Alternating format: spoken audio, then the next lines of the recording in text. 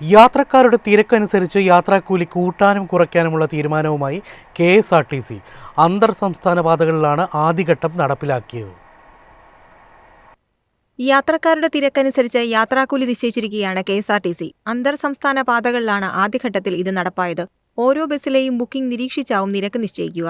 യാത്രക്കാരെ കൊള്ളയടിക്കാൻ സ്വകാര്യ ബസ്സുകാർ ഉപയോഗിച്ചിരുന്ന dynamic real time flexi fair എന്ന സംവിധാനമാണ് KSRTCയും നടപ്പിലാക്കുന്നത്. KSRTC ഭരണസമിതി പദ്ധതിക്ക് അനുമതി നൽകി.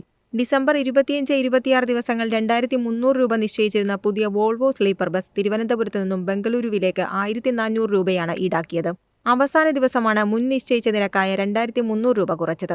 4 യാത്രക്കാർ മാത്രമാണ് ഉയർന്ന നിരക്കിൽ ടിക്കറ്റ് എടുത്തിരുന്നത്. തിരക്ക് കുറവായതിനാൽ സ്വകാര്യ ബസ്സുകാർ നിരക്ക് കുറച്ചതാണ് KSRTCയെ ബാധിച്ചത്. ഇത് മനസ്സിലാക്കി നിരക്ക് കുറച്ചതോടെ അവസാന മണിക്കൂറിൽ 39 യാത്രക്കാരെ KSRTCക്ക് ലഭിച്ചു.